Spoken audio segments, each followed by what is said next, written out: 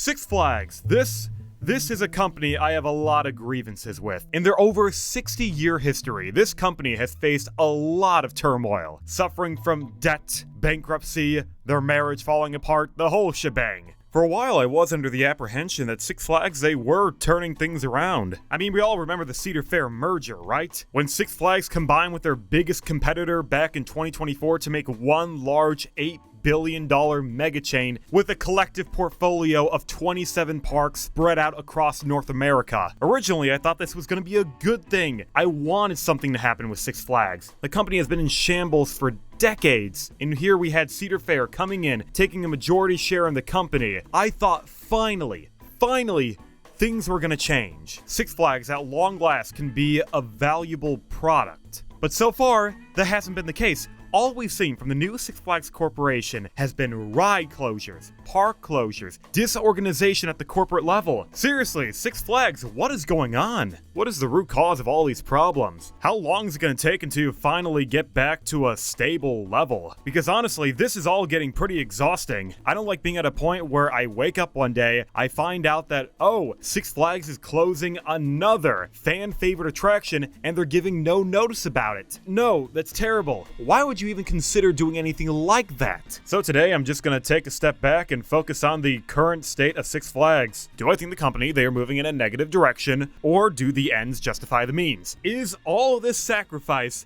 worth it? Is the strategy of closing theme parks, closing attractions, really worth it? Spoiler alert, kind of. In order to understand all of Six Flags' brash and swift decisions, we first have to acknowledge why they're doing any of this in the first place. Have you ever wondered why Cedar Fair and Six Flags had to merge to begin with? Well, it all comes down to the lifeblood of any company: capital. Six Flags currently, and prior to the Cedar Fair merger, they have been suffering from a crippling amount of debt. A debt that is mainly the result of poor management and neglectful efforts to even pay down the debt. Long before the Cedar Fair merger, Six Flags was a company that was constantly bought out and resold over and over again by a revolving door of new investors. Originally, a lot of the Six Flags debt was acquired back in the 90s when a company called Time Warner bought a majority of the Six Flags shares to gain control, only to sell off the company 2 years later to an investment firm as a way to saddle off all of their debt. Basically, all Time Warner did was buy the company, spin it off, and then give Six Flags all their debt. Then Six Flags, they were bought by a real estate corporation known as Premier Parks, who also went into debt to even acquire Six Flags. And then they took out even more debt to invest in the Six Flags parks, but they never ended up seeing a return on that investment. Then when 2008 rolled around, the housing market crashed.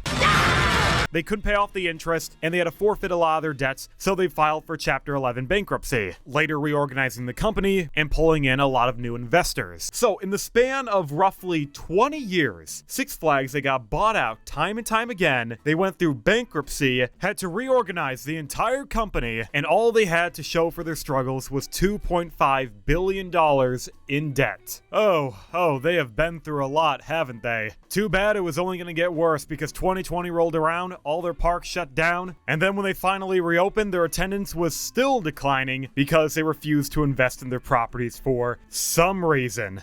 Brilliant move, Six Flags. All in all, this is just a roundabout way of saying that Six Flags, they've been on the bubble for a long time. Frankly, the Cedar Fair merger was Six Flags' only way out. They had no choice but to merge with Cedar Fair, and I have to say this was probably the best thing that ever happened at Six Flags, because even though Six Flags is an amusement park company, they don't really know how to run an amusement park. And most of Six Flags' previous investors didn't know how to run an amusement park. So Six Flags, all they could have really done is either merge with their biggest competitor or eventually cease to exist. So in July 2024, Six Flags and Cedar Fair, they made it official. They merged the companies together and they are now one massive theme park conglomerate. However, they are still in debt. That $2.5 billion that Six Flags owes, that still remains. And now collectively with Cedar Fair's debt, it has ballooned to a staggering total of $5 billion.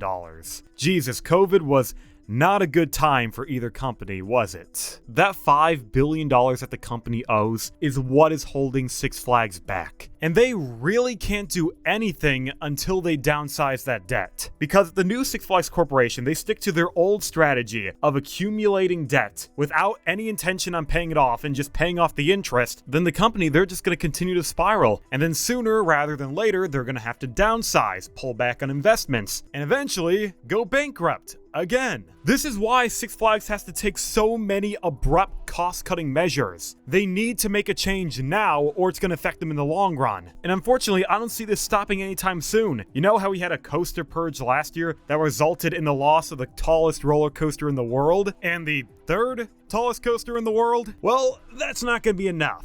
Six Flags, they are still cleaning house, and I don't know what other rides are gonna go next. For some reason, I'm hearing a lot of buzz about a lot of rides at Magic Mountain closing down. There's the obvious one like X2 or Ninja, but also Tatsu for some reason? Where did Tatsu come from? Why would that ride be on the chopping block? I'm very curious about that. Other rides that I definitely know are gonna get removed are aero coasters throughout the entire Six Flags chain, just because a lot of these coasters, they're getting old, and the company who produced them, they've been bankrupt for over 25 years, and eventually the juice just isn't going to be worth the squeeze. If one of these parks, they want to cut costs, and they also want room for a new roller coaster, an aero is usually a safe choice. I'm aware that Six Flags' situation right now, it's looking bleak. Actually, we're probably going to be looking at more of the same for the next 2 years. But once this transitional period is over, I think it's all going to be worth it. Cedar Fair, love them or hate them for what they're doing, they know how to operate a business. There is a reason why their parks were succeeding while Six Flags were bleeding. If you have been to any legacy Cedar Fair park in the last 10 years, then you know that their parks are way better than any legacy Six Flags park. These parks are nice, most of them have a great collection of roller coasters, and they're just more of a vibe. I love going to a Cedar Fair park. I've actually been to 5 Cedar Fair parks compared to Six Flags where I've only been to 3. When I go to a Cedar Fair park, I'm not worried about the riffraff or the park being dirty. It actually looks like the people who run the parks actually care about them. But Six Flags?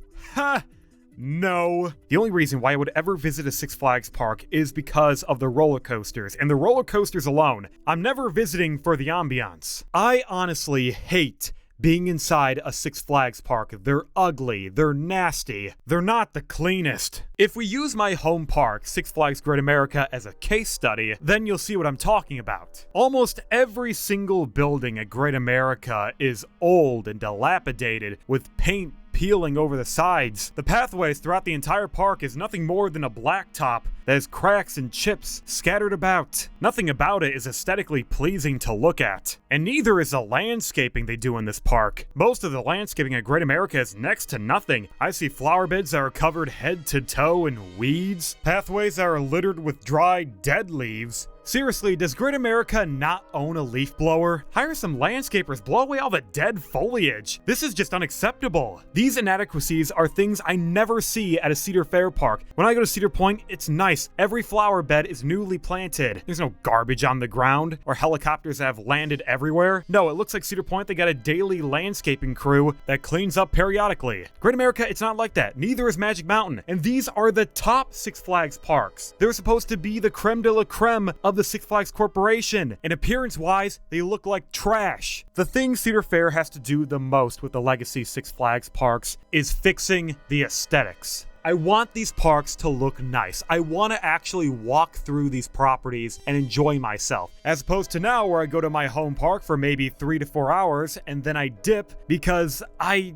don't really want to be here. Fortunately, we can actually see some improvements going into effect after the Cedar Fair merger, like with Great America's new ride, Wrath of Rakshasa. The coaster might be mid as hell, but the plaza around the ride is probably the best looking area at Great America now. I love that they actually installed a concrete walkway as opposed to blacktop. It may be a small, insignificant detail, but it makes all the difference. Not to mention, they put some honest-to-God theming in the queue. Sure, it still might not be a lot, but it's better than what they've done before, which is nothing. I can imagine that this park's next coaster, it's probably going to have even better theming, because Cedar Fair, they're going to have more oversight. If Six Flags' goal today is to cut spending now so they can reinvest later, then I think they're moving in the right direction. And so far, it looks like they're not just cutting spending to appease their their shareholders or their corporate heads. Because recently they fired every single one of their park presidents. They're eliminating the park president position in the Six Flags chain. Yes, this might be seen as a negative. I mean, 27 people are out of a job, including a lot of legacy Cedar Fair members, but I see this more as trimming the fat. They're trying to cut positions that don't actually add a lot to the Six Flags Corporation and are just siphoning money away from them. Most of these park presidents, they don't do anything. They don't have any tangible skill. They're basically employees on a tenure committee that are impossible to get rid of. Six Flags, they're not joking around. They're pulling out all the stops. Sure, a lot of their tactics have been pretty controversial, but as of now, I am continuing to hold out hope. I think they are moving towards a bright future. It's just gonna take a while. Just like when Cedar Fair bought out the Paramount parks back in the day. It took years for them to build up those properties. It didn't happen overnight. But Six Flags, let me just leave you with one suggestion. Don't stop taking risks. Build rides that push the envelope. It's fine if you want to be a little cautious moving forward, but can you please stop building B&Ms? I'm getting sick of those. Also, that replacement for King Ka, it better not be this thing. Because if it is, I'm gonna be sorely disappointed, and I'm gonna go back to hating what you're doing.